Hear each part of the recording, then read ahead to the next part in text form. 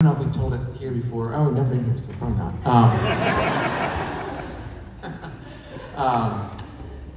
So I was telling the story in Colorado Springs. The first, how I asked Alicia out for the first time, actually. We met in British Columbia. Has anybody been there before? It's like basically here's the backyard. And went on a mission trip there. I didn't know her at all.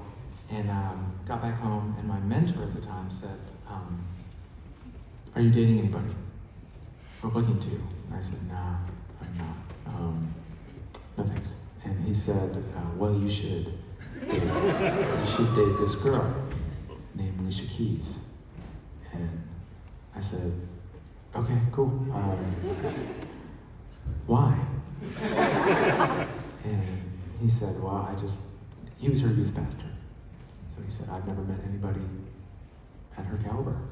And I thought, okay, I'm intrigued. So I got my sister, where there was like this youth group leaders thing that I was part of, and we're gonna go to this diner afterwards.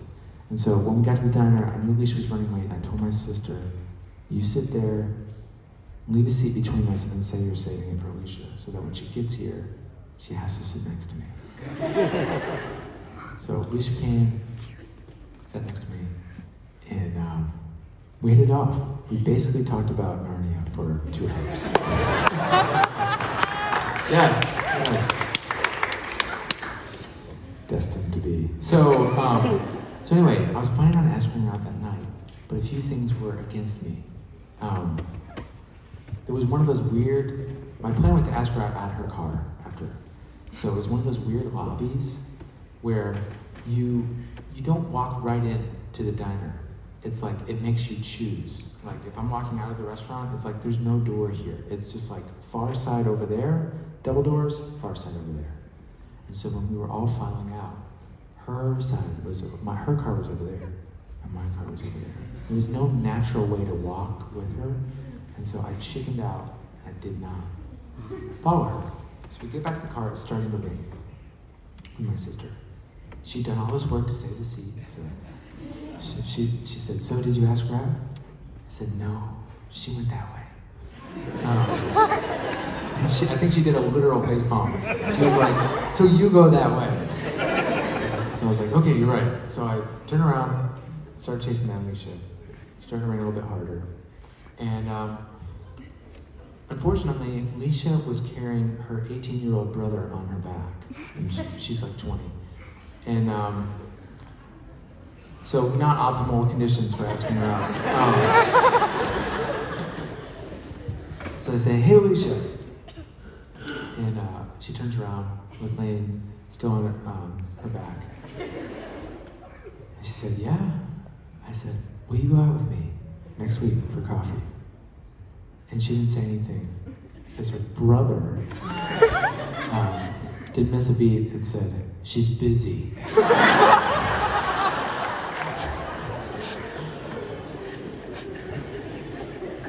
Okay. They really were busy. They were going on a family trip. But the way he said it, though, you punk. So she said, well, you can call me after we get back. And so now we're married. So, yep. Here's Man of Gold.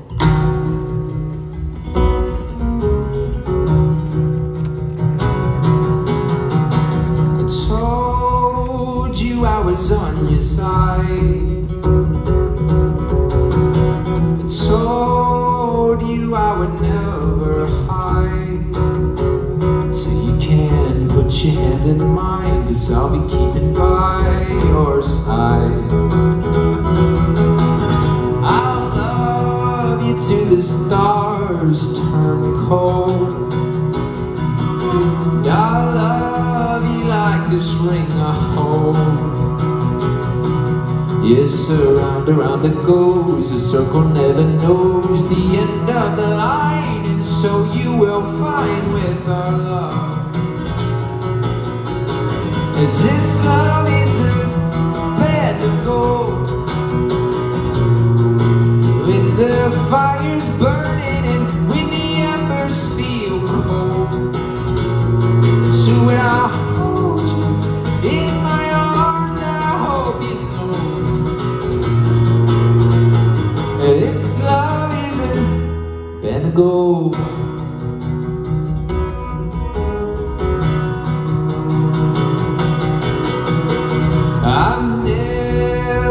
getting over you.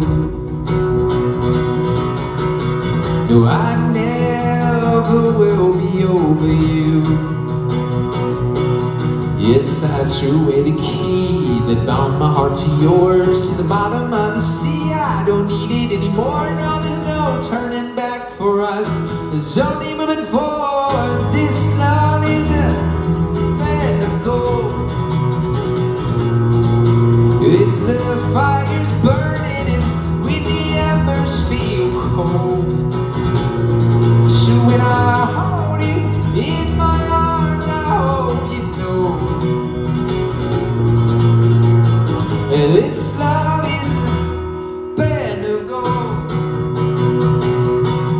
And the storms that come and cover up the moon, they may steal away the starry skies we knew. They can't take away what's true. I belong, I still belong, I belong to you. This love is a bed of gold. With the fires burning and with the embers feel cold.